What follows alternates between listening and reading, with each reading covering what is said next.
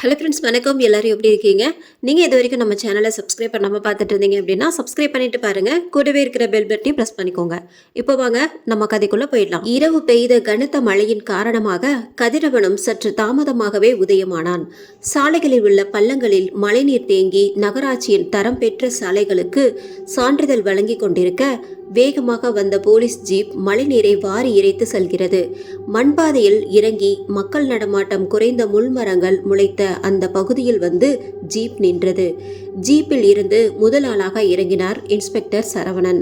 இறங்கி மரங்களுக்கு நடுவே வேகமாய் நடந்து சென்றார். இரு கான்ஸ்டபிள்கள் சல்யூட் அடித்து வரவேற்க தலையசைத்து நகர்ந்து கீழே பார்த்தார். கண்கள் கீழே விழுந்துவிடும் போல கண்களை திறந்த பிளந்த வாயில் ஈக்கள் மொய்க்க முகம் சிதைந்து நனைந்த உடையுடன் உயிரற்ற உடல் கிடந்தது. போஸ்ட்மார்ட்டத்துக்கு சொல்லியாச்சா? சொல்லியாச்சு சார். ஃபர்ஸ்ட் பார்த்தது யாரு? ஸ்டேஷனுக்கு கால் வந்துச்சு சார். ஆள் யாருன்னு சொல்லலை. கேஸு கோர்ட்டுன்னு அலையணும்னு பயந்து கால் கட் பண்ணியிருப்பான். ஆமாம் சார். சிறிது நேரத்தில் உடல் பரிசோதனை செய்ய டாக்டர் மகேந்திரன் தலைமையில் மருத்துவ குழுவும் விஸ்வா தலைமையிலும் பாரன்சிக் குழுவும் வந்தது. ஹலோ இன்ஸ்பெக்டர், வாங்க டாக்டர், உங்களுக்காக தான் வெயிட்டிங். போஸ்ட்மார்ட்டம் பண்ணிட்டா மார்ச் வரைக்கும் அனுப்பிடலாம். 10 நிமிஷம் இன்ஸ்பெக்டர். டாக்டர் போஸ்ட்மார்ட்டம் செய்ய கிளம்ப விஸ்வாவை அழைத்தான் சரவணன். பாடியை சுற்றி 100 மீட்டருக்கு ஃபுல்லாக சர்ச் பண்ணுங்க, எந்த க்ளூவும் மிஸ் ஆகக்கூடாது. Okay sir. 10 நிமிடத்திற்கு பிறகு டாக்டர் மகேந்திரன் சரவணனை அழைத்தார். Yes doctor. ஃபுல்லாக செக் பண்ணிட்டேன் இன்ஸ்பெக்டர். எக்ஸ்ட்ரா இன்ஜுரி எதுவும் இல்லை. கண், மூக்கு, வாயில இருந்து ரத்தம் வெளியில வந்திருக்கு. பாடியை மார்ச் வரைக்கும் அனுப்பி ஃபுல் போஸ்ட்மார்ட்டம் செஞ்சாதான் என்னாச்சு, ஆள் எப்படி செத்தான்னு தெரியும். முகம் அடிபட்டிருக்கே டாக்டர். அதுவும் அடிபட்ட மாதிரி இல்லை. தோல் சதை எல்லாமே சிதைந்து போயிருக்கு. லேபுக்கு அனுப்பி செக் பண்ணினாதான் ஒரு முடிவுக்கு வர முடியும். ஓகே டாக்டர், மார்ச் வரைக்கும் பாடியை அனுப்ப ஏற்பாடு செய்கிறேன் என்று கூறிவிட்டு விஸ்வாவை அழைத்தான். என்ன ஆச்சு Viswa? Any clue? No sir. Night ஃபுல்லாக மழை. பாடியும் சுற்றி இருக்கிற இடமும் மழையில் நனைஞ்சு போயிருக்கு. Fingerprint, footprint, tyre marks எதுவும் கிடைக்கல. டெட் பாடி பற்றி ஏதாவது க்ளூ கிடைச்சதா? இது வரைக்கும் இல்லை சார். பாடியை ஃபுல்லாக செக் பண்ணுங்க, ஏதாவது க்ளூ கிடைக்கும். செக் பண்ணிட்டு பாடியை மார்ச் வரைக்கும் அனுப்பிடுங்க. இந்த இடத்தை சுற்றி நல்லா சர்ச் பண்ணுங்க. எஸ் சார் என்று கூறி விஸ்வா அங்கிருந்து நகர்ந்தான். அரசு மருத்துவமனை பிரேத பரிசோதனை செய்யும் இடம். இன்ஸ்பெக்டர் சரவணன் அவசரமாய் உள்ளே நுழைந்தார். டாக்டர், அவசரமா என்ன வர சொன்னீங்க? என்ன விஷயம்? நீங்க இந்த பாடியை பார்க்கணும். Any serious matter? Yes inspector. Doctor உடல் அருகே சென்றார். வெட்டப்பட்ட பகுதிகள் வழியே உள்ளுறுப்புகளும் ரத்தமும் கருமையாக தெரிந்தது. வெட்டப்பட்டிருந்த வயிற்றின் உள்ளே கையை விட்டு சிறிய பாலித்தீன் பை ஒன்றை வெளியில் எடுத்தார். ரத்தம் வடிய அதை இன்ஸ்பெக்டர் முன் காண்பித்து மேஜை மேல் வைத்தார். சரவணன் ஒரு கையுறையை அணிந்து கொண்டு பாலித்தீன் பையை திறந்து கவிழ்க்க உள்ளே இருந்து விழுந்தது ஒரு காகித துண்டு. கையில் எடுத்து பார்க்க அதில் புரியாத மொழியில் என்று இருந்தது. காகிதத்தை திருப்பி பார்க்க வேறு எதுவும் இல்லை. இது என்ன எழுத்து? இதன் அர்த்தம் என்ன? ஒன்றுமே புரியலையே. மகேந்திரனும் வாங்கி படித்து பார்த்தார். பழங்கால தமிழாக இருக்குமோ என்று யோசித்தார். சரவணன் அதை மீண்டும் பாலித்தீன் பைக்குள் போட்டு பத்திரமா எடுத்துக்கொண்டான். வேற ஏதாச்சும் தெரிஞ்சுதா டாக்டர்? இல்லை இன்ஸ்பெக்டர். ஓகே, நீங்க கண்டினியூ பண்ணுங்க, நான் வரேன். ஓகே. சரவணன் அங்கிருந்து நகர்ந்தான். காகிதத்தில் எழுதிய வார்த்தைக்கு என்ன அர்த்தம்? எதற்காக இது எழுதப்பட வேண்டும்? இறந்த உடல் யார் என்று தெரிந்தால் மட்டுமே ஒரு முடிவுக்கு வர முடியும் என யோசித்துக் கொண்டே ஜீப்புக்கு வந்தான். விஸ்வாவுக்கு கால் செய்தான். விஸ்வா சார், என்னாச்சு? ஆள் யாருன்னு தெரிஞ்சுதா?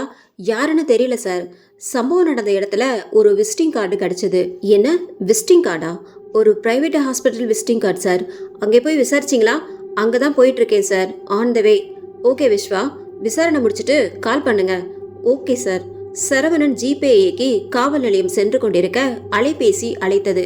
ஓரமாய் ஜீப்பை நிறுத்திவிட்டு பார்க்க, என்ன விஸ்வா அதுக்குள்ள கால் பண்ணிருக்க? சார், இறந்தது யாருன்னு தெரிஞ்சிச்சு சார். யார் அது?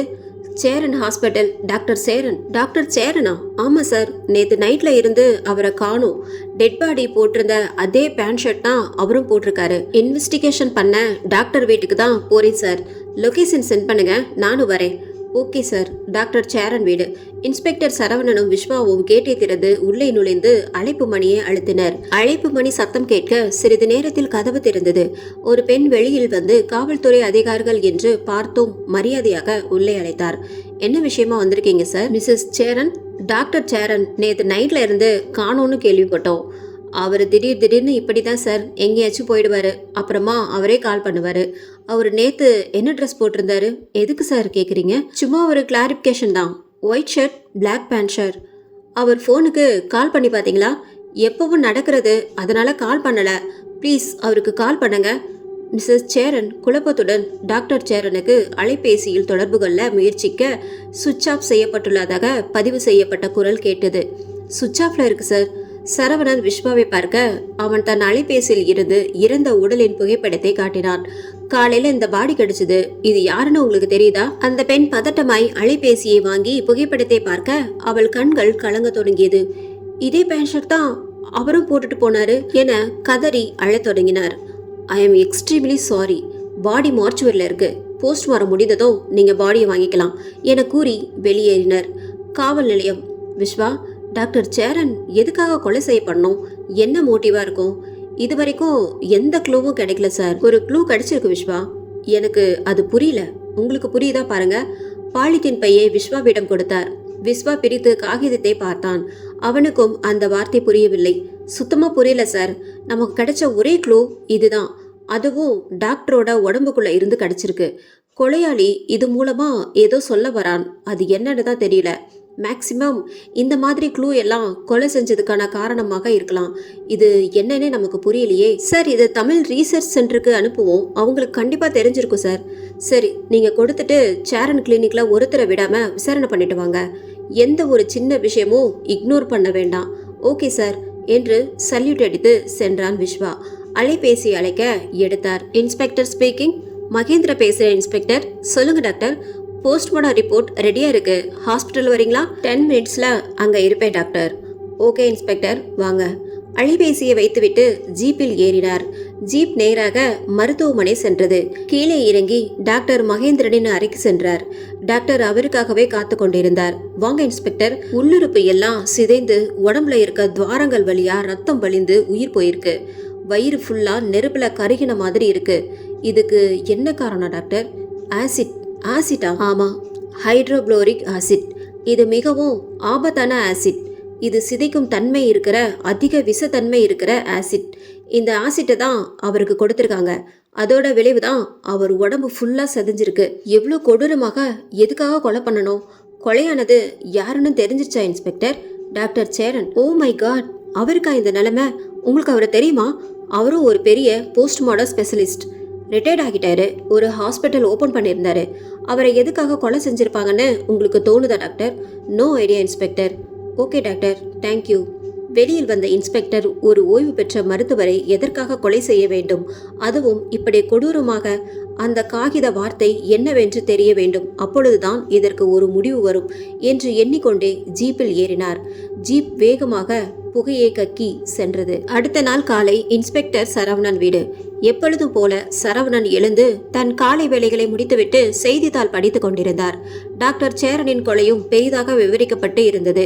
காஃபி குடித்துக் கொண்டே செய்தி படித்துக் கொண்டிருக்க அலைபேசி அழைத்தது. இன்ஸ்பெக்டர் சரவணன். சார், விஸ்வா பேசுற. சொல்லு விஸ்வா. சார், இப்பதான் கால் வந்துச்சு. ஒரு பேட் நியூஸ். காலையிலேவா? என்ன news? Inspector Prakash is murdered. What? என்ன சொல்றீங்க? பாலத்துக்கு அடியில அவர் பாடியை பார்த்துருக்காங்க. என்னையா, போலீஸ்காரனை ஒருத்த கொலை பண்ணிட்டானா நியூஸ்ல கிளி கிளின்னு கிளிக்க போறாங்க. நீங்க சீக்கிரம் கிளம்பி வாங்க சார். அசிஸ்டன்ட் கமிஷனர் இங்க வந்துட்டு இருக்காரு. ஓகே, நான் சீக்கிரம் வரேன். அலைபேசியை அணைத்துவிட்டு வேகமாய் உடைய அணிந்து கிளம்பினான். சரியாக 10 நிமிடம் கொலை நடந்த இடத்திற்கு செல்ல அங்கு ஏற்கனவே உதவி ஆணையர் அங்கு வந்திருந்தார். வேகமாய் சென்று ஒரு சல்யூட் அடித்து நின்றார். என்ன சரவணன், என்ன நடந்துட்டு இருக்கு உங்க ஏரியால? நேத்து தான் டாக்டர் சேரன் கொலை நடந்தது. இன்னைக்கு நம்ம டிபார்ட்மெண்ட்ல ஒரு கொலை நடந்திருக்கு. என்ன கூறுவது என்று தெரியாமல் இருக்க மீண்டும் அவரே கேட்டார். சேரன் கொலை கேஸ் என்னாச்சு? விசாரிச்சுட்டு இருக்கேன் சார். இன்னைக்கு ஈவினிங் கேஸ் ஃபைல் என் டேபிளுக்கு வரணும். Yes sir. சுற்றி இருக்கிற இடம் ஃபுல்லாக நல்லா செக் பண்ணுங்க. இங்கே யாரும் வராத மாதிரி அடைச்சி வைக்க இங்கே 2 போலீஸ் காவல் போடுங்க. போஸ்ட்மார்டம் முடிச்சுட்டு பாடியை மோர்ச்சுவரிக்கு அனுப்பிடுங்க. Yes sir. உதவி ஆணையர் அங்கிருந்து கிளம்ப சரவணன் உடலை பார்க்க சென்றான். பாலத்திற்கு கீழே உள்ள தூணில் சாய்ந்து காவலர் சீருடையில் தலை தொங்கி முகம் சிதைந்து உடல் நனைந்த ஈர உடையில் இருந்தார் இன்ஸ்பெக்டர் பிரகாஷ். விஸ்வா அருகில் வர, என்ன விஸ்வா, என்னாச்சு? Any clue? No sir. நினைச்சேன், பாடியை பார்த்தாலே தெரியுது. மழையில் நல்லா நனைஞ்சிருக்கு. ஃபிங்கர் ஃப்ரிண்ட் ஃபுட் ஃப்ரிண்ட்னு எதுவும் கிடச்சிருக்காது. ஆமாம் சார். இதை யார் ஃபஸ்ட்டு பார்த்தது? Unknown call sir. பிரகாஷ், நான் நினைக்கிறது தான் நீங்களும் நினைக்கிறீங்களா? Yes sir. இது அப்படியே டாக்டர் சேரன் கேஸ் மாதிரியே தான் இருக்கு. கரெக்ட் விஸ்வா. டாக்டர் மகேந்திரனை போஸ்ட்மார்ட்டம் பண்ண சொல்லுங்க. ரிப்போர்ட் வந்தா கன்ஃபார்ம் பண்ணிடலாம். Okay sir. அந்த காகித வார்த்தைக்கு என்ன அர்த்தம்? ரிசர்ச் சென்டருக்கு போனீங்களா? இதை முடிச்சுட்டு அங்கே தான் போகணும் சார். போஸ்ட்மார்ட்டம் முடிகிற வரைக்கும் வெயிட் பண்ணுங்க. 2 பேரும் போவோம். Okay sir. டாக்டர் மகேந்திரனும் அவரது குழுவும் அங்கேயே பிரேத பரிசோதனை செய்ய தொடங்கினர். சிறிது நேரத்தில் குழப்பத்துடன் வந்த டாக்டர், என்னாச்சு டாக்டர்? டாக்டர் சேரன் கேஸ் மாதிரியே இருக்கு இன்ஸ்பெக்டர். நாங்களும் அதையே தான் நினைக்கிறோம் டாக்டர். நீங்கள் ஃபுல் போஸ்ட்மார்ட்டம் பண்ணி கன்ஃபார்ம் பண்ணி தரணும். Okay inspector. பாடியை மார்ச்சுவரிக்கு அனுப்புங்க. இன்ஸ்பெக்டர் பிரகாஷ் உடலை ஆம்புலன்ஸில் அனுப்பிவிட்டு பாரன்சிக் நபர்களை இன்னும் நன்றாக ஆராய்ந்து பார்க்க சொல்லிவிட்டு காவலுக்கு 2 காவலர்களை வைத்துவிட்டு விஸ்வாவை அழைத்து கொண்டு மருத்துவமனைக்கு சென்றான். பிரேத பரிசோதனை செய்யும் இடம். டாக்டர் சேரன் கொலை போலவே இன்ஸ்பெக்டர் பிரகாஷின் கொலையும் இருப்பதால் சரவணன் மற்றும் விஸ்வா முன்னிலையில் பிரேத பரிசோதனை செய்ய தயாரானார் டாக்டர் மகேந்திரன். வயிற்று பகுதியை சிறிது சிறிதாக கிழிக்க கருப்பு நிறத்தில் உள்ளுறுப்புகள் சிதைந்திருந்தது. மகேந்திரன் வயிற்றில் கைவிட்டு தேடி வெளியில் எடுத்தார். சேரன் வயிற்றில் இருந்தது போலவே அதே சிறிய பாலித்தீன் பை அதே டேபிளில் வைக்க சரவணன் திறந்து பார்க்க சிறு காகித துண்டு அதில் இருந்தது. சார், கன்ஃபார்ம் டாக்டர் சேரனை கொலை செஞ்சவன் தான் இன்ஸ்பெக்டர் பிரகாஷையும் கொலை செஞ்சிருக்கான். ஆமா விஸ்வா. ஆனா என்ன காரணம் சார்? இந்த வார்த்தை என்னன்னு கண்டுபிடிக்கணும் விஸ்வா. தமிழ் ரீசர்ச் சென்டர் போறோம். Thank you doctor. நீங்க கண்டினியூ பண்ணுங்க. ரிப்போர்ட் ரெடியானதும் சொல்லுங்க. Okay inspector. சரவணன், விஸ்வா இருவரும் புதிதாக கிடைத்த காகித துண்டை எடுத்துக்கொண்டு தமிழ் ஆய்வு மையத்திற்கு வந்தனர். பேராசிரியர் பாலுவின் அறைக்கு சென்றனர். வாங்க இன்ஸ்பெக்டர். Hello professor. இருவரும் இருக்கையில் அமர, என்ன சார் இந்த பக்கம்? நேற்று நடந்த டாக்டர் சேரன் கொலை கேள்விப்பட்டிருப்பீங்க. ஆமா, நியூஸ்ல பார்த்தேன். அந்த கேஸ் விஷயமா ஒரு சின்ன ஹெல்ப் வேணும். கண்டிப்பா. என்ன ஹெல்ப்? டாக்டர் சேரனை போஸ்ட்மார்ட்டம் பண்ணும்போது இது கிடைச்சிது. வார்த்தை புரியல. பழங்கால தமிழா இருக்கலான்னு உங்ககிட்ட வந்தோம். கொடுங்க பாப்போம். ப்ரொஃபசர் அந்த காகிதத்தை வாங்கி பார்த்ததும் மலர்ந்தார். ப்ரொஃபசர், என்னன்னு கண்டுபிடிச்சிட்டிங்களா? எஸ் இன்ஸ்பெக்டர், இது ரொம்ப ஈஸி. இந்த வார்த்தைக்கு என்ன அர்த்தம்? இது ஒரு வார்த்தையே இல்லை இன்ஸ்பெக்டர். அப்ப அது என்ன ப்ரொஃபசர்? தமிழ் எண்கள். என்ன தமிழ் எண்களா? ஆச்சரியத்துடன் கேட்டான் சரவண். எஸ் இன்ஸ்பெக்டர், 10 வரைக்கும் தான் தமிழ் எண்கள் இருக்குன்ட்டு எல்லாருக்குமே தெரியும். உண்மையில 100 கோடிக்கும் தமிழ் எண்கள் இருக்கு. இந்த எழுத்துக்கள் குறிக்கும் தமிழ் எண் என்ன ப்ரொஃபசர்? 183. சரவணன் இன்ஸ்பெக்டர் பிரகாஷின் உடலில் எடுக்கப்பட்ட காகிதத்தை கொடுத்தான். இது என்ன எண் ப்ரொஃபசர்? இது 548. இந்த எழுத்துக்கள் தமிழ் எண்கள் தான் உறுதியாக சொல்ல முடியுமா? இது கன்ஃபார்ம் தமிழ் எண்கள் தான். Okay professor, thank you. You are welcome. சரவணனும் விஸ்வாவும் குழப்பத்துடன் காவல் நிலையம் சென்றனர். இது என்ன நம்பரா இருக்கும்? ஒரு நம்பரை வச்சுக்கிட்டு எப்படி சார் கொலையை கண்டுபிடிக்கிறது? அதுதான் கொலையாளி நமக்கு கொடுத்த சவால். இதை கண்டிப்பாக கண்டுபிடிச்சு தான் ஆகணும். ஆனால் எப்படி சார்? இது தமிழ் எண்ணுன்னு தெரிஞ்சிடுச்சு. இந்த எண்கள் எதை குறிக்குது? எப்படி தெரியும்? டோர் நம்பர் இல்லை ஃபோன் நம்பர் இந்த மாதிரி கூட இருக்கலாம். அது டோர் நம்பராக இருந்தால் தெரு பேர் இல்லாமல் கண்டுபிடிக்க முடியாது சார். Phone number? சேரன் கொலையில் 3 நம்பர், இன்ஸ்பெக்டர் கொலையில் 3 நம்பர், மொத்தம் 6 நம்பர் தான் இருக்குது சார். ஃபோன் நம்பருக்கு 10 நம்பர் வேணுமே. டாக்டர் கொலை நடக்கும்போது இன்ஸ்பெக்டர் கொலை நடக்கும்னு நமக்கு தெரியுமா? தெரியாதுல்ல. இது ஒரே ஆள் செய்கிற தொடர் கொலையாக இருந்தால் ஏன் 3வது ஒரு கொலை நடக்கக்கூடாது? சார், என்ன சொல்கிறீங்க? அடுத்த கொலையில் இன்னும் நம்பர் கிடைக்கலாம் இல்லையா? எப்படி சொல்கிறீங்க சார்? இது வெறும் கெஸ்ஸிங் தான் விஸ்வா. நீங்கள் சொல்லுற மாதிரியும் இருக்கலாம் சார். அந்த நேரத்தில் டாக்டர் மகேந்திரன் அழைத்தார். சொல்லுங்க டாக்டர். ரிப்போர்ட் ரெடியாக இருக்கு இன்ஸ்பெக்டர். ஓகே டாக்டர், வரேன். அலைபேசியே இணைத்தான். இன்ஸ்பெக்டர் பிரகாஷ் போஸ்ட்மார்ட்டம் ரிப்போர்ட் ரெடியாக இருக்கு. அதை வாங்கிட்டு நேராக கமிஷனர் ஆஃபீஸ்க்கு போகிறேன். நீ இன்ஸ்பெக்டர் பிரகாஷ் ஃபைலை செக் பண்ணி எனக்கு கால் பண்ணு. Okay sir. சரவணன் நேராக மருத்துவமனைக்கு சென்று பிரேத பரிசோதனை அறிக்கையை வாங்கிவிட்டு காவல் ஆணையர் அலுவலகத்திற்கு சென்றான். உதவி ஆணையர் அறைக்கு சென்று சல்யூட் அடித்து விட்டு அமர்ந்தான். என்ன சரவணன், கேஸ் எந்த நிலைமையில இருக்கு? கொஞ்சம் குழப்பமான நிலைமை தான் சார். என்ன சொல்றீங்க? நேற்று நடந்த டாக்டர் சேரன் கொலைக்கும் இன்னைக்கு நடந்த இன்ஸ்பெக்டர் பிரகாஷ் கொலைக்கும் லிங்க் இருக்கிற மாதிரி தெரியுது சார். எதை வச்சு அப்படி சொல்றீங்க? சார், இது டாக்டர் சேரன் மர்டர் ஃபைல், இது inspector Prakash murder file. Postmortem report உள்ளே இருக்குது. இந்த 2 கொலையிலையும் பொதுவாக பல விஷயங்கள் இருக்குது. என்ன விஷயம்? நம்பர் 1, 2 கொலையும் நடந்தது நைட் 12 to 1. நம்பர் 2, 2 நாளும் மழை பெஞ்சிருக்கு. அதனால எந்த ஒரு எவிடன்ஸும் கிடைக்கல. நம்பர் 3, 2 கொலையும் உடல் சிதைக்கப்பட்டு கொலை செய்யப்பட்டிருக்கு. உடல் சிதைஞ்சதுக்கோ காரணம் ஹைட்ரோக்ளோரிக் ஆசிட். ஆசிட்டா? எஸ் சார், சக்தி வாய்ந்த ஆசிட்டை அவங்களுக்கு கொடுத்துருக்காங்க. அதனால உடல் உள்ளுறுப்புகள் எல்லாம் சிதைந்து இறந்திருக்காங்க. கொடூரமாக கொலை பண்ணியிருக்காங்க. ஆமாம் சார். வேற எதுவும் க்ளூ கிடைச்சதா? எஸ் சார், முக்கியமான ஒரு க்ளூ கிடைச்சது. இறந்தவங்க உடல்ல போஸ்ட்மார்ட்டம் பண்ணும்போது அவங்க வயிற்று பகுதியில் இருந்து ஒரு பிளாஸ்டிக் கவர் கிடைச்சது. இதுதான் அந்த கவர். உதவி ஆணையர் அந்த பையை வாங்கி பிரித்து காகிதத்தில் இருந்த எழுத்துக்களை பார்த்தார். இது மட்டும்தான் இருந்ததா சரவணன்? Yes sir. இதுக்கு என்ன அர்த்தம்? ஒன்றும் புரியல. அதுக்காக ப்ரொஃபஸர் பாலுவை பார்த்தோம். அவர் சொல்லி தான் தெரிஞ்சது இது தமிழ் எண்கள். தமிழ் எண்களா? சேரன் உடல்ல இருந்து கிடைத்தது எண் 183. பிரகாஷ் உடல்ல இருந்து கிடைச்ச எண் 548. இந்த நம்பருக்கு என்ன அர்த்தம்? இனிமே தான் கண்டுபிடிக்கணும் சார். என்ன மோட்டிவ் தெரிஞ்சுதா? இல்லை சார். டாக்டர் ஃபேமிலி விசாரணை பண்ணீங்களா? Yes sir. ஆனால் யூஸ்ஃபுல்லாக எந்த தகவலும் கிடைக்கல சார். இந்த 2 பேரு மேலே ஏற்கனவே ஏதாவது கேஸ் இருக்கா? செக் பண்ணிட்டேன் சார், எதுவும் இல்லை. என்ன சரவணன், எதுவுமே இல்லைன்னா எப்படி கண்டுபிடிக்க போறீங்க? நம்ம டிபார்ட்மெண்ட்டில் கொலை நடந்திருக்கு. போலீஸ் உயிரை கூட போலீஸாலேயே காப்பாற்ற முடியலன்னு நாளைக்கு ஹெட்லைன்ஸ் நியூஸ் வரும். என்ன பண்ண போறீங்க? சார், நீங்கள் நடந்த கொலைக்கு கவலைப்படுறீங்க. நான் நடக்க போகிற கொலைக்கு கவலைப்படுறேன். என்ன சரவணன், நடக்க போகிற கொலையா? எஸ் சார், 2 கொலை நடந்திருக்கு. அதுவும் ஒரே மாதிரி. 2 கொலைக்கும் போஸ்ட்மார்ட்டம் ஒரே மாதிரி. சீன் ஆஃப் கிரைம் ஒரே மாதிரி. 2 க்ளூ கிடச்சிருக்கு. அதுவும் ஒரே மாதிரி. இப்போவே தெரியலையா சார் இது சீரியல் கில்லிங்னு? என்னோட கெஸ்ஸிங் கொலை இதோட முடியல. கொலை தொடர்ந்து நடக்கும். இதே மாதிரி நடக்கும். இதே மாதிரி க்ளூ கிடைக்கும். இது எல்லாம் தடுக்கிறதுக்கு என்ன வழி சரவணன்? அந்த தமிழ் எண்களுக்கு என்ன அர்த்தம் தெரிஞ்சாதான் கொலைக்கான காரணம் தெரியும். அப்பதான் கொலையை தடுக்க முடியும். அதுக்கு சீரியஸாக முயற்சி பண்ணுறோம். ஆனால் அடுத்த கொலை கண்டிப்பாக நடக்கும். உங்கள் கெஸ்ஸிங் படி கொலை எப்போ நடக்கும்? அடுத்த மழை நாளில். அடுத்த நாள் காலை காவல் நிலையம். சரவணன் உள்ளே நுழைய விஸ்வா அவனுக்காக காத்திருந்தான். சரவணன் வந்ததும் அவன் எழுந்தான். சரவணன் அமர்ந்த பிறகே அவன் அமர்ந்தான். என்ன விஸ்வா, இங்கே என்ன பண்ணுற? ஏதாவது முக்கியமான விஷயமா? என்ன சார் தெரியாத மாதிரி கேட்குறீங்க? ஏற்கனவே 2 கொலை நடந்துருச்சு. நீங்கள் வேற தொடரும்னு சொல்கிறீங்க. அதான் இன்னைக்கு எங்கே கொலை, யார் கொலையாக போகிறான்னு டென்ஷனாக இருக்கேன். டென்ஷன் ஆகாத விஸ்வா, இன்னைக்கு கொலை நடக்காது. எப்படி சொல்கிறீங்க? நேத்தே சொன்னேன்ல, அவன் மழை பெய்யும் போது தான் கொலை செய்கிறான். அதனால தான் நம்மளுக்கும் எந்த எவிடன்ஸும் கிடைக்கல. அவனோட பேட்டர்ன் அதுதான். நைட்டு மழை பெய்யல, ஸோ இன்னைக்கு கொலை நடக்காது. அது ஒரு கெஸ்ஸிங் தானே சார்? சீரியல் கில்லிங்காக இருந்தால் என் கெஸ் ஒர்க் கண்டிப்பாக நடக்கும். இப்போ நமக்கு ஃபர்ஸ்ட் இருக்கிற வேலை நடந்த கொலையை யார் செஞ்சான்னு கண்டுபிடிப்போம். வெறும் நம்பரை வச்சு எப்படி சார் கண்டுபிடிக்கிறது? அது ஒரு பக்கம் இருக்கட்டும். டாக்டர் சேரன், இன்ஸ்பெக்டர் பிரகாஷ் இவங்களோட பர்சனல் அண்ட் ஆஃபீஸ் லைஃப்பை பற்றி விசாரிச்சிங்களா? நல்லா விசாரிச்சிட்டேன் சார். டாக்டர் சேரன் கவர்மெண்ட் டியூட்டிலையும் இப்போ வச்சிருக்கிற ப்ரைவேட் கிளினிக்லையும் எந்த ஒரு ப்ராப்ளமும் இல்லை.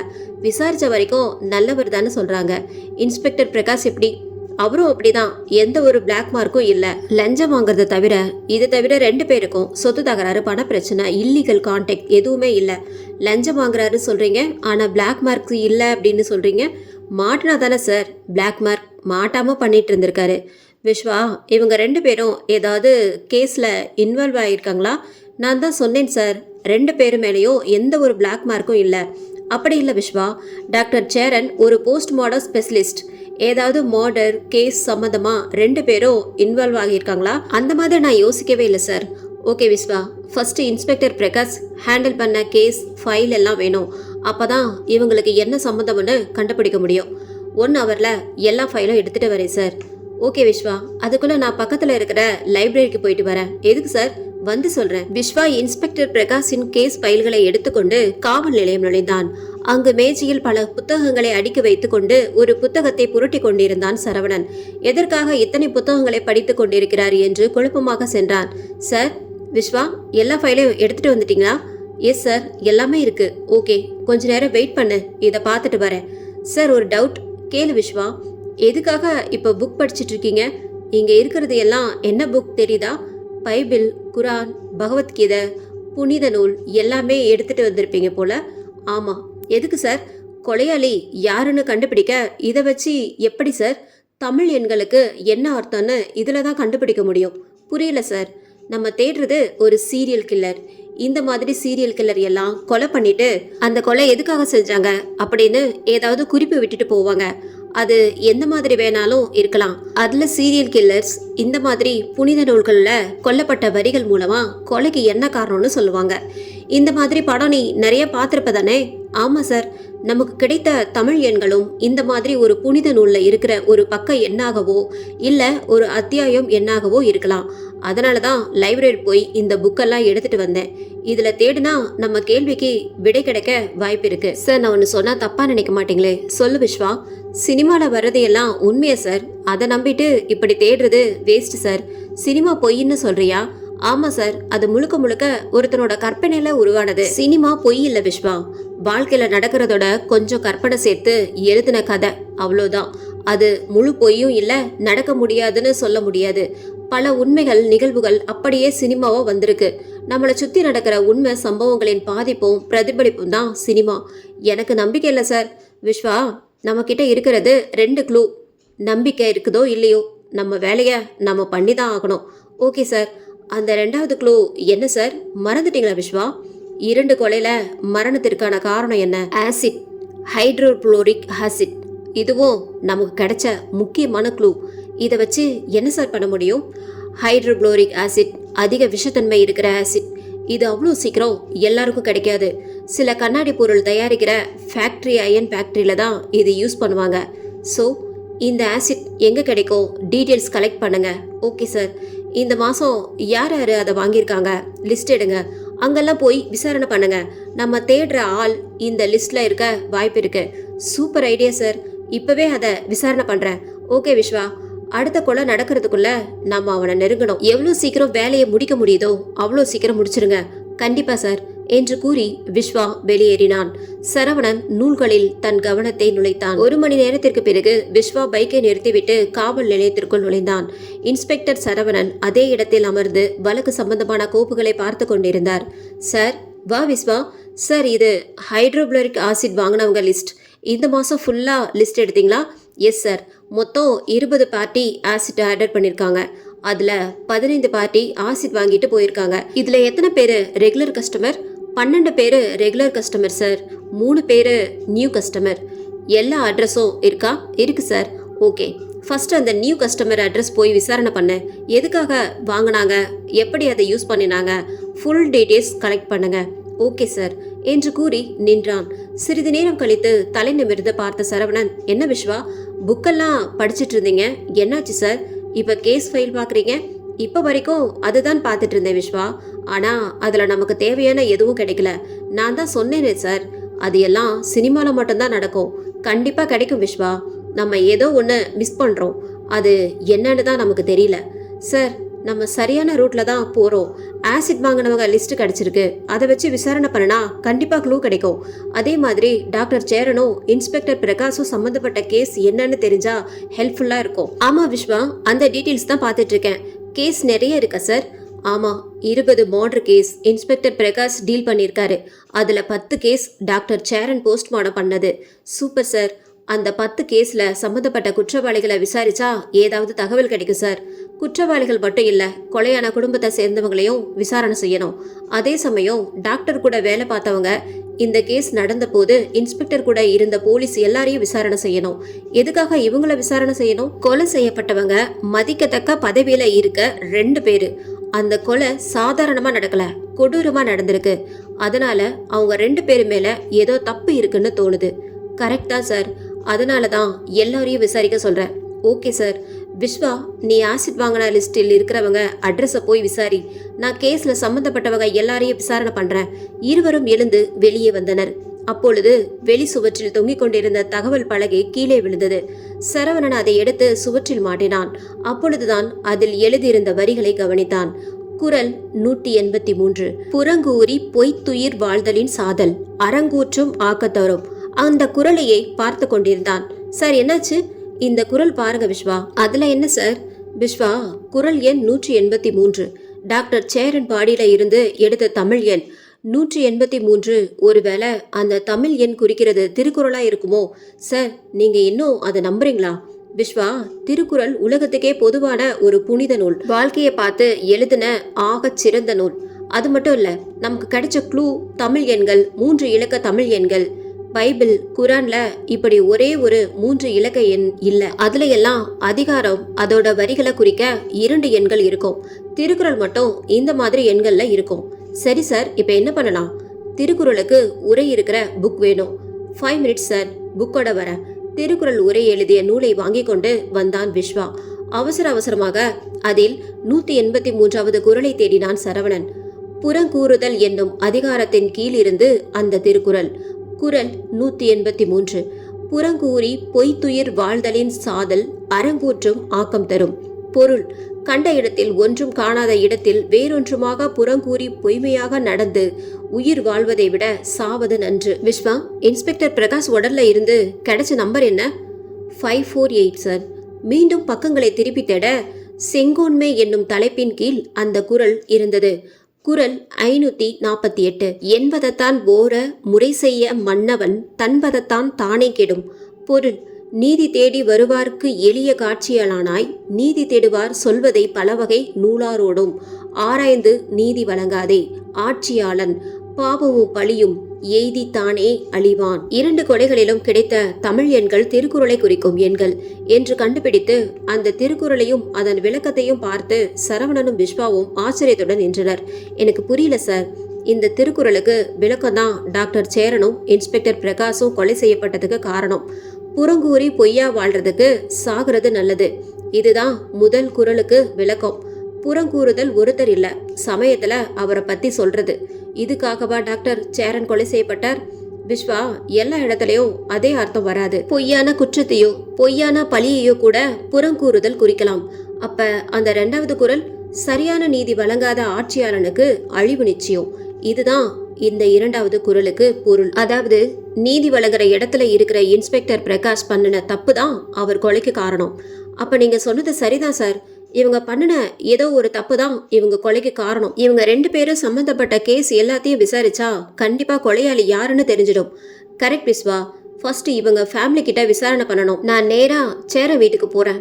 நீ ஆசிட் வாங்கின லிஸ்ட்டை வச்சு விசாரணை பண்ணு. Yes sir. இருவரும் தனித்தனியே வெவ்வேறு பாதையில் சென்றனர். சரவணன் முதலில் டாக்டர் சேரன் வீட்டிற்கு சென்றான். கதவை தட்ட திருமதி சேரன் கதவை திறந்தார். Sorry for the disturbance. Doctor சேரனை பத்தி கொஞ்சம் விசாரிக்கணும். வாங்க. டாக்டருக்கு தனிப்பட்ட முறையில் யாராவது எதிரிகள் இருக்காங்களா? அப்படியெல்லாம் யாரும் இல்லை சார். உங்களுக்கு யார் மேலேயாவது சந்தேகம் இருக்கா? அவர் ரொம்ப நல்ல மனுஷன் சார். எந்த பம்புக்கும் போக மாட்டாரு. அவர் வேலையை மட்டும்தான் செய்வாரு. அவரை போய் யார் இப்படி பண்ணினாங்கன்னு தெரியலையே. டாக்டர் சேரன் எப்போ கிளினிக் ஓப்பன் பண்ணாங்க? 1 வருஷம் தான் இருக்கும் சார். வாலண்டரி ரிட்டைர்மெண்ட் வாங்கிட்டு வந்து கிளினிக் ஓப்பன் பண்ணினாரு. வாலண்டரி ரிட்டைர்மெண்ட்டா? ஆமாம் சார். அவருக்கு இன்னும் 5 வருஷம் சர்வீஸ் இருந்தது. அவரை தான் கிளினிக் வைக்க போறேன்ட்டு ரிட்டைர்மெண்ட் வாங்கினாரு. கிளினிக் வைக்கிறதுக்கு எதுக்கு ரிட்டையர்ட் ஆகணும்? அது அவருக்கு ரொம்ப நாள் கனவு சார். ஆனா சில கோடி செலவாகும். அதனால என்ன பண்றதுன்னு தெரியாம இருந்தது. அப்பதான் அவர் ஃப்ரெண்டு யாரோ ஹெல்ப் பண்றதா சொல்லி பணம் கொடுத்தாங்க. அதை வச்சுதான் கிளினிக் கட்டினாரு. யார் அந்த ஃப்ரெண்ட்? தெரியாது சார். மேலும் சில கேள்விகளை கேட்டுவிட்டு அங்கிருந்து வெளியேறினான் இன்ஸ்பெக்டர் சரவணன். நேராக இன்ஸ்பெக்டர் பிரகாஷின் வீட்டிற்கு சென்றான். வீடு என்று சொல்ல முடியாத மினி பங்களா அது. சரவணனை பார்த்து வாட்ச்மேன் கதவை திறக்க உள்ளே சென்றான். அழைப்பு மணி அழுத்த கதவு திறந்தது.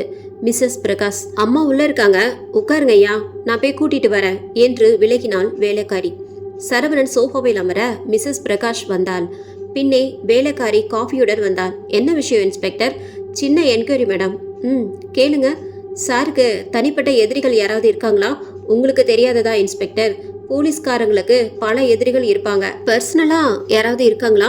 உங்களுக்கு யார் மேலேயாவது சந்தேகம் இருக்கா? நாங்க லவ் பண்ணி மேரேஜ் பண்ணிக்கிட்டோம். அது எங்க அப்பாவுக்கு பிடிக்கல. எங்க கூட பேசுறது இல்ல. ஆனா அவர் இப்படி கொலை செய்ய மாட்டார். வேற யாரும் இல்லையா? இல்ல இன்ஸ்பெக்டர், அப்படி யாரும் இல்ல.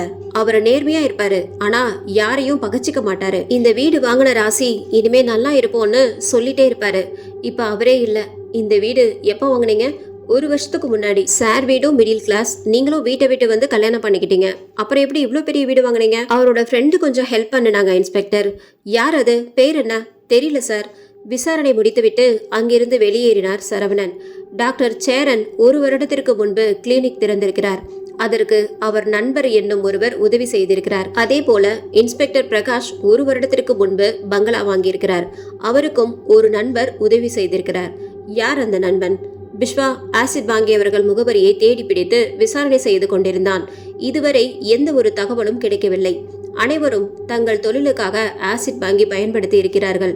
அதற்காக ஆதாரமும் வைத்திருக்கிறார்கள். பட்டியலில் அனைத்து தொழிற்சாலைக்கு சென்று எதுவும் கிடைக்காமல் களைப்புடன் காவல் நிலையம் திரும்பினான். காவல் நிலையத்தில் சரவணன் மேஜை முழுவதும் கேஸ் ஃபைல்களுடன் பேப்பர்கள் சிதறி கிடக்க கவனமாக படித்துக்கொண்டு ஏதோ குறிப்பெடுத்துக் கொண்டிருந்தார். என்ன பண்றீங்க சார்? விஸ்வா, என்னாச்சு? ஏதாவது க்ளூ கிடைச்சதா? பெரிய ஜீரோ சார்.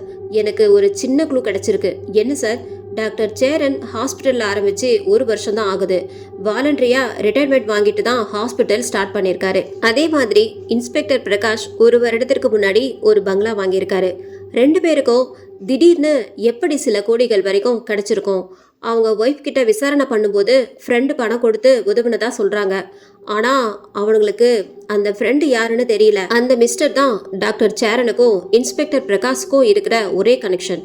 Correct sir. அந்த எக்ஸ் யாருன்னு கண்டுபிடிச்சிட்டா போதும், இந்த கேஸ் ஒரு முடிவுக்கு வந்துடும். அது யாருன்னு எப்படி கண்டுபிடிக்க முடியும்? நமக்கு கிடைச்ச திருக்குறள் எவிடன்ஸ் படி இவங்க ஏதோ ஒரு தப்பை மறைச்சிருக்காங்க. அதாவது ஒரு குற்றவாளிய தண்டனையில இருந்து காப்பாத்திருக்காங்க. அது எந்த கேஸ்ன்னு மட்டும் தெரிஞ்சா போதும். அப்ப நம்ம குற்றவாளிய நெருங்கிக்கிட்டு இருக்கோம். நம்ம கைக்கு எட்டுற தூரத்துல தான் அந்த கொலையாளி இருக்கான். கூடிய சீக்கிரம் அவனை பிடிச்சு காட்டுறேன் சார். குற்றவாளியை தப்பிக்க வச்சது தான் அவங்க செஞ்ச தப்புனா எந்தெந்த கேஸ்ல குற்றவாளின்னு ஆதாரம் இல்லாம வெளியில இருக்கிற கிரிமினல்ஸ் மட்டும் தேடினா போதும் தானே சார்? இல்ல விஸ்வா, அப்படி சொல்ல முடியாது. உண்மையான குற்றவாளிய தப்பிக்க வச்சு வேற ஒருத்தனை குற்றவாளியா சொல்லி தண்டனை கொடுத்துருக்கலாம். அதனால நம்ம எல்லா கேஸையும் விசாரிச்சு தான் ஆகணும் சார். நமக்கு இருக்கிற டைம் கம்மி. உங்க கெஸ்ஸிங் படி அடுத்து மழை பெய்யும் போது கொலை நடக்கும். இப்பவே இடியும் மின்னலும் இருக்கு. இன்னைக்கு நைட்டு கண்டிப்பா மழை பெய்யும்.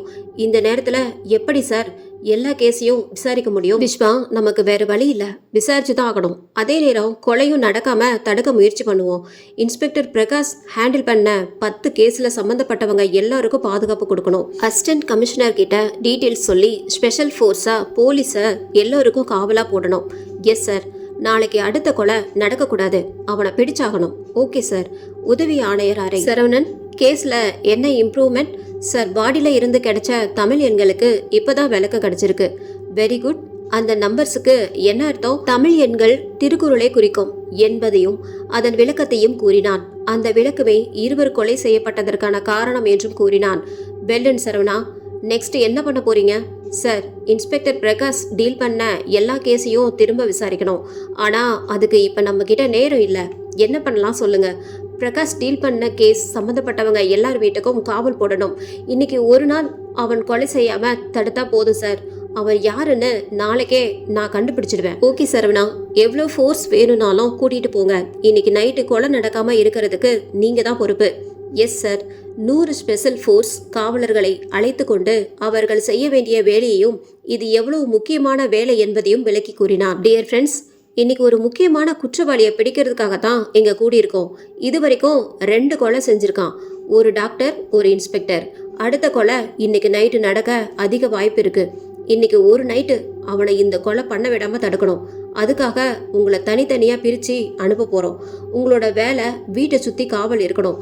வீட்டுக்கு உள்ள இருந்து யாரும் வெளியில வரக்கூடாது. வீட்டுக்கு வெளியில இருந்தும் யாரும் உள்ள போகக்கூடாது. உங்களோட கவனம் இதுல இருந்து செதறக்கூடாது. நீங்க பண்ற சின்ன ஒரு தப்பு கொலையா மாறும். அதை மனசுல வச்சுக்கோங்க. நம்ம டிபார்ட்மெண்ட்டுக்கு சவால் விடுற ஒரு குற்றவாளியை பிடிக்க போறோம். நீங்க தயாரா? எஸ் சார் என்று அனைவரும் ஒன்று சேர்ந்து கூறினர். பின் அவர்களை 10 பிரிவுகளாக பிரித்து 10 பேருக்கு ஒரு தலைவனையும் தேர்ந்தெடுத்தான்.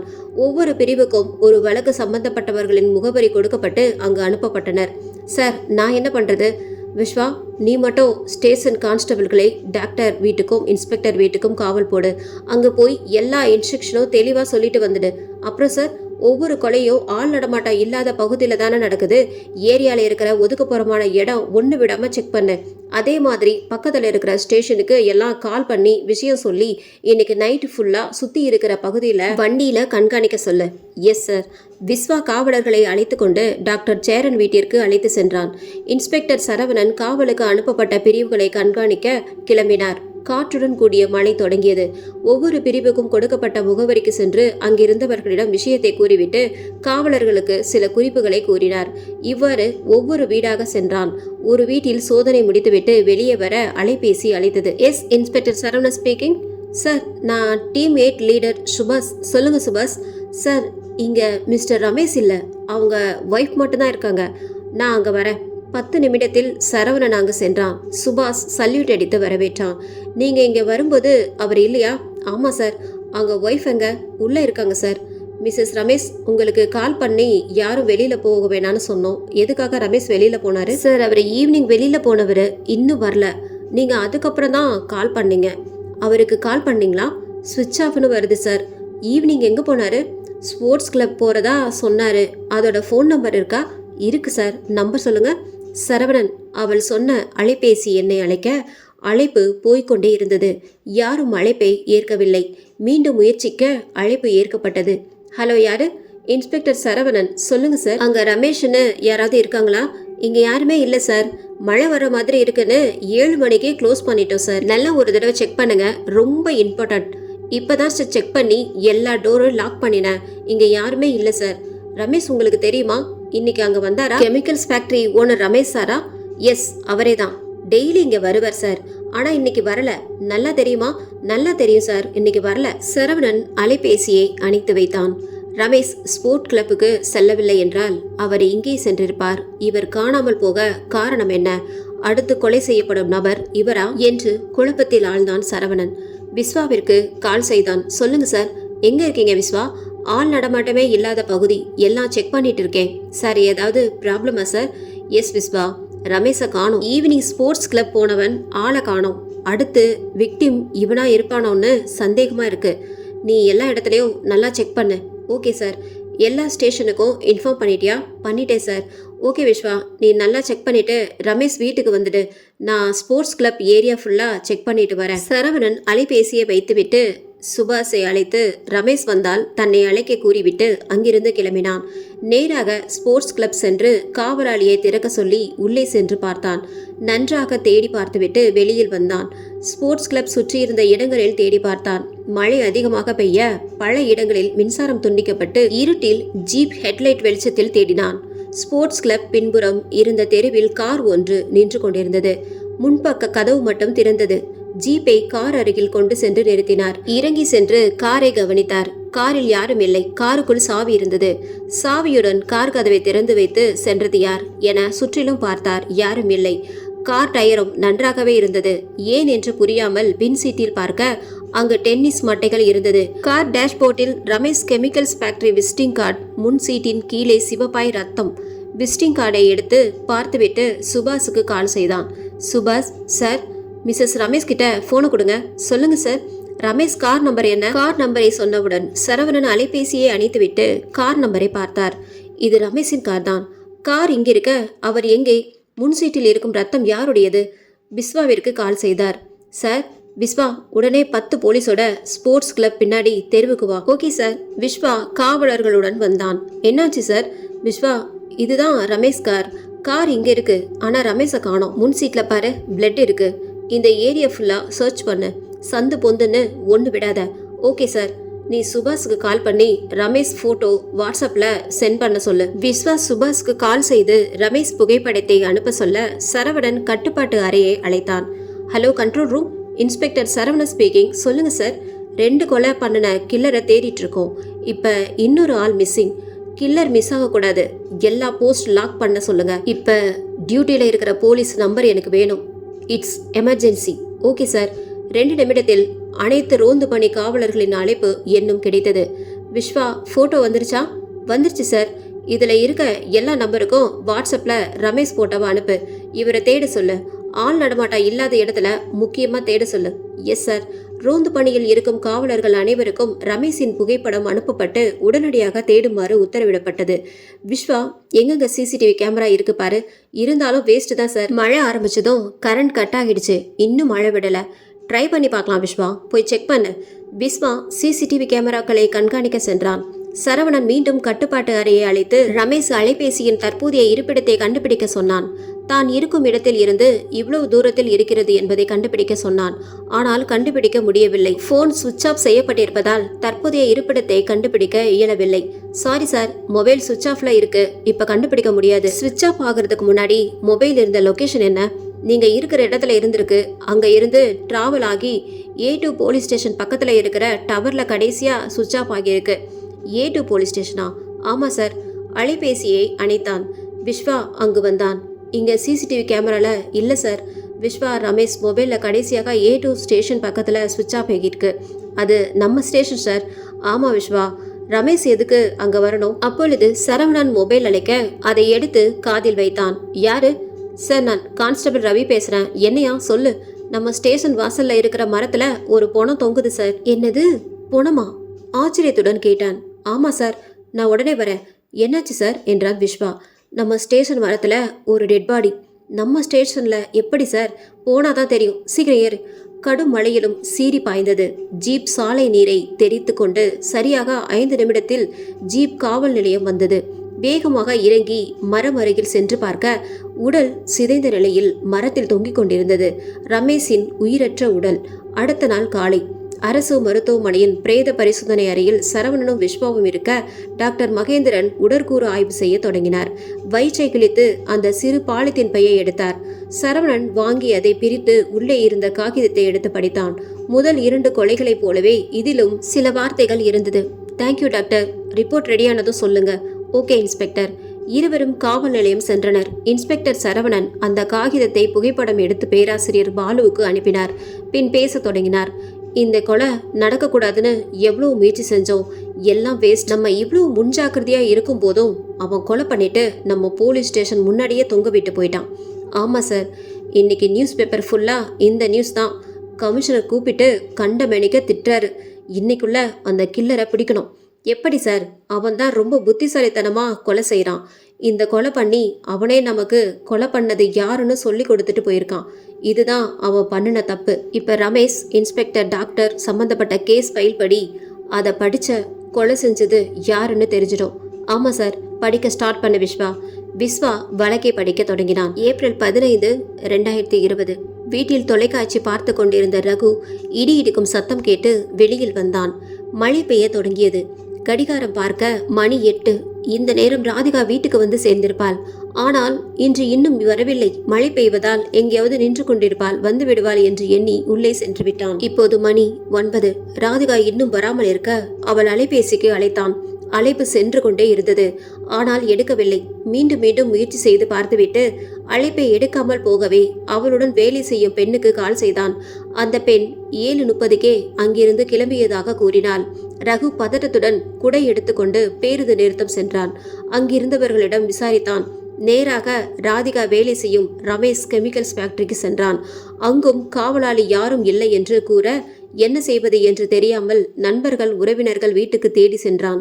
மழை பெய்து கொண்டே இருந்ததால் எங்கேயாவது நிற்கலாம் என்று எல்லா இடங்களிலும் தேடினான். எந்த தகவலும் கிடைக்காமல் போகவே காவல் நிலையம் சென்று புகார் அளித்தான்.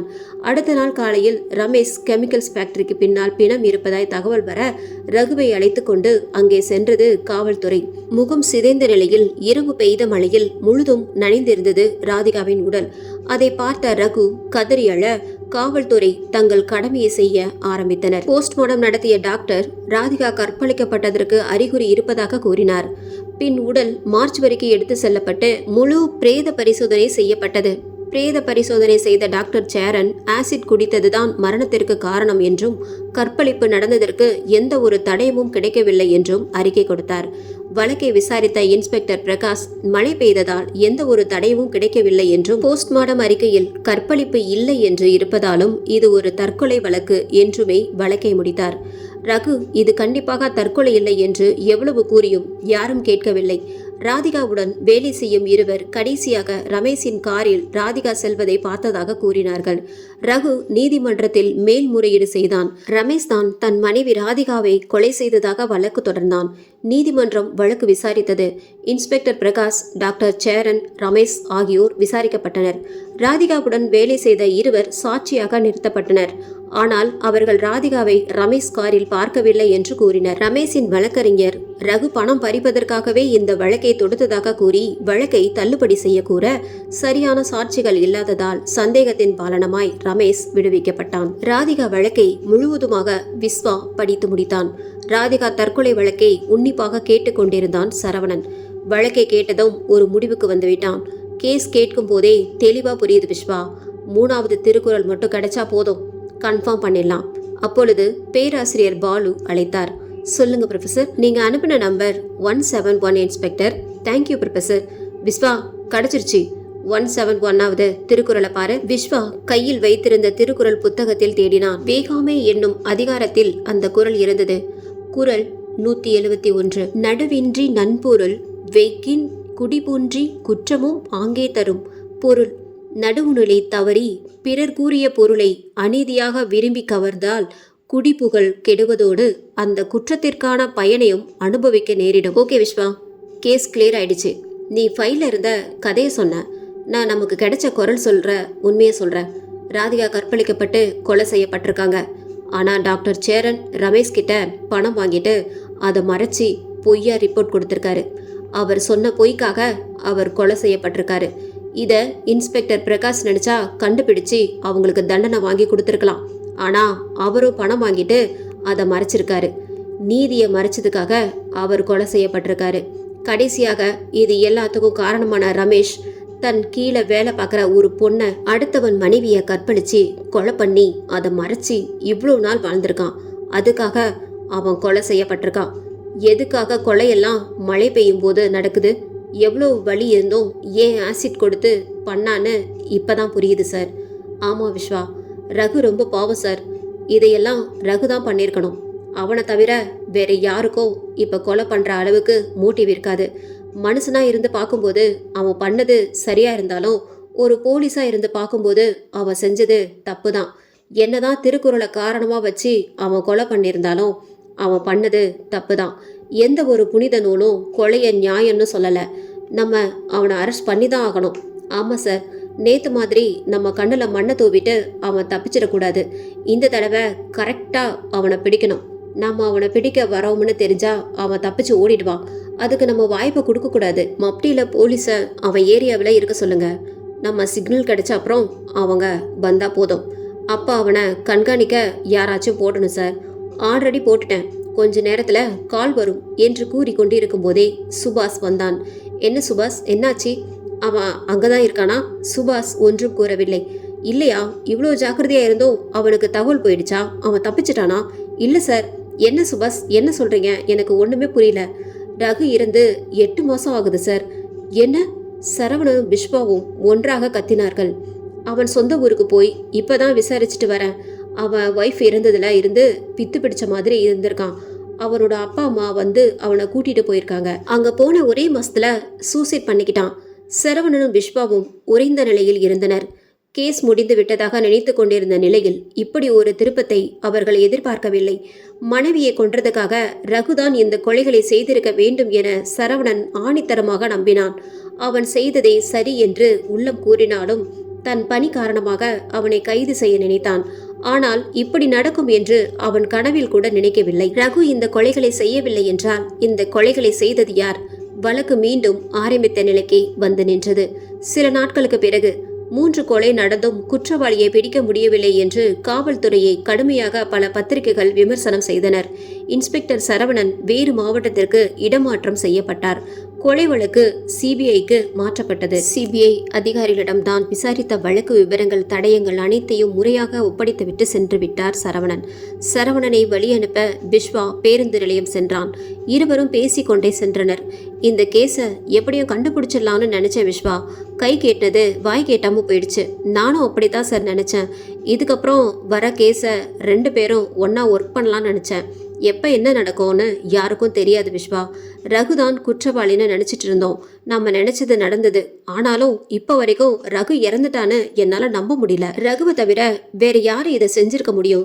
அவன் ஒருத்தனுக்கு தான் இந்த மோட்டிவ் இருக்க முடியும். அவனும் செய்யலைனா வேற யாரு செஞ்சிருப்பா? பேருந்து நிலையம் வந்து பேருந்தில் ஏறினான் சரவணன். விஸ்வா, வாழ்க்கையில பல கேள்விகளுக்கு விடை கிடைக்குது, சில கேள்விகளுக்கு விடை கிடைக்காது. சில கேள்வி அது என்னன்னு நமக்கு புரியாது. என் வாழ்க்கையில இந்த கேஸும் அப்படிதான். திரும்ப சந்திக்க சந்தர்ப்பம் கிடைச்சா கண்டிப்பா சந்திப்போம் என்று கூற பேருந்து நகரத் தொடங்கியது. பேருந்து கண்களில் மறையும் வரை பார்த்து கொண்டிருந்த விஸ்வா நடந்து சென்று வேறு ஒரு பேருந்தில் ஏறினான். 30 நிமிட பயணத்திற்கு பிறகு பேருந்தில் இருந்து இறங்கி நடந்தான். அருகில் இருந்த கடையில் பூங்கொத்து வாங்கிவிட்டு கேட்டை திறந்து உள்ளே சென்றான்.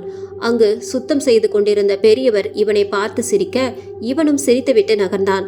மலர்கொத்தை கல்லறையில் வைத்தான். அருகருகே ரகு, ராதிகா என்று பெயரிடப்பட்ட கல்லறைகள் மௌனமாய் 2 நிமிடம் இருந்துவிட்டு கல்லறை அருகே பூத்திருந்த அழகிய மலரை பார்த்து சிரித்து கொண்டே அங்கிருந்து வெளியில் வந்தான்.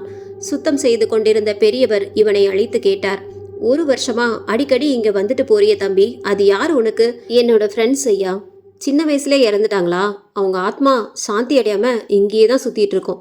இல்ல ஐயா, இன்னைக்கு ஒரு நல்ல செய்தியை தான் சொல்ல வந்தேன். சொல்லிட்டேன். இன்னைக்கு கண்டிப்பா அவங்க ஆத்மா சாந்தி அடையும்னு நம்புறேன் என்று கூறிவிட்டு அங்கிருந்து மகிழ்ச்சியாக வெளியேறினான் விஸ்வா. இந்த எபிசோட் உங்களுக்கு பிடிச்சிருந்தது அப்படின்னா நம்ம சேனலை மறக்காம சப்ஸ்கிரைப் பண்ணுங்க, லைக் பண்ணுங்க, ஷேர் பண்ணுங்க. நன்றி, வணக்கம்.